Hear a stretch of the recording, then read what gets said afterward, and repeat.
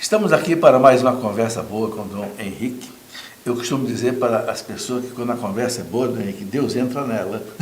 Quando a conversa é ruim, Deus, dá licença, vou fazer outra coisa. Mas, Dom Henrique, uma coisa que está preocupando nós todos aí, não há como fugir disso, a situação do Brasil, né? Vimos aí o dia que o Lula foi preso, as manifestações todas. Eu queria que o senhor colocasse para nós uma coisa bem clara. O que a igreja nos ensina sobre a participação do leigo na política e o que pode ou não pode o padre, o bispo, fazer em termos de política? Uma orientação para que o nosso povo que fica perguntando todas essas coisas tenha aí uma Primeiro, orientação. em nível de Brasil, eu digo a vocês, digo ao senhor professor, a gente não deve se assustar, o Brasil está aprendendo a ser democracia. Você não fulanize a democracia. Olha assim, o que é importante agora é a gente fortalecer as instituições. Sim. Você tem que entender para que serve um presidente, um Congresso quer dizer Câmara de Deputados e Senado, uma Procuradoria-Geral da República, as Forças Armadas e o Supremo, o Poder Judiciário, sobretudo o Supremo Tribunal Federal. O povo está aprendendo, né? Está na marra. Então, veja... Acho que o povo sabe mais o nome dos 11 juízes do Supremo do que os 11 jogadores de futebol da seleção. Isso é muito bom, isso é muito bom. Então, primeiro entender o que cada órgão desse deve fazer na República Federativa do Brasil. Certo. Então, o povo está aprendendo. Isso é muito importante. Certo. Está certo? Então, eu não estou nem fulanizando. O que me interessa é que cada órgão faça o que deve fazer. O que não tem acontecido muito bem. Mas os órgãos funcionando como devem, a coisa vai muito bem, iria muito bem. Os leigos, veja, o povo de Deus, os leigos devem participar ativamente da vida política, agora lendo, se informando. Infelizmente, às vezes o debate é muito superficial, ideias muito precárias, muito simplórias, então se informe, procure estudar. Segunda coisa, o leigo pode e deve ter sim, fazer política partidária. O leigo pode e deve, é dever do leigo, não é só papel, é dever. Agora, bispos e padres não. Bispos, padres, freiras devem participar da política? Devem. Como? Não política partidária, mas a política no sentido de busca do bem comum. Busca do bem comum. Não é? Aos bispos, à igreja, cabe o quê? Chamar a atenção para o bem comum.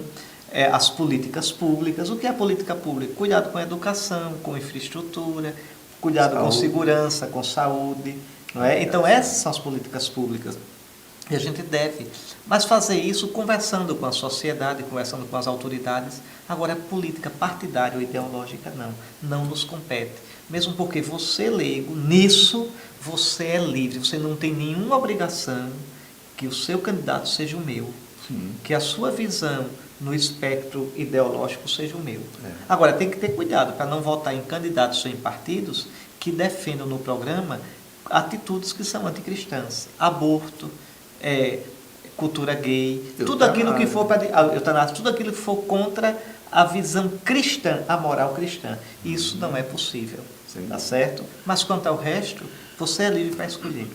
E eu vejo bem claro, Dom Henrique, o seguinte: a partir de um momento que um padre ou um bispo ele faz uma opção partidária, ele divide o rebanho. Divide. Porque vamos supor que o padre diga, eu sou MDB, o outro padre diga, eu sou não sei o quê. E quem não é? Não. Olha, aí divide, só né? para entender. Olha, agora mesmo, né?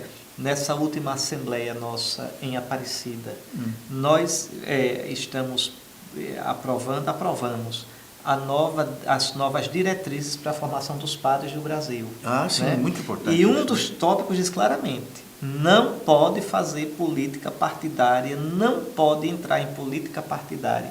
E o seminarista que não tiver consciência disso não deve ser ordenado. Está lá. Ótimo. Coisa que a gente aprovou agora em Aparecida. Agora, nessa 56ª. Então, a política com P maiúsculo, sim. Sim. A política partidária, não. E você, católico, não tem nenhuma obrigação de seguir a nenhum padre, a nenhum bispo em questão de política partidária. Você é leigo, é livre. Para usar a primeira epístola de São João, você recebeu na crisma a unção do santo. E você não deve ser um padreco, você deve pensar como leigo a partir dos leigos. Quer um exemplo disso? O professor Felipe Aquino. Não é padre, não é bispo, não é diácono, é leigo. E pensa, fala do modo como um leigo deve pensar, falar e pronto, a partir da laicidade dele. Amém.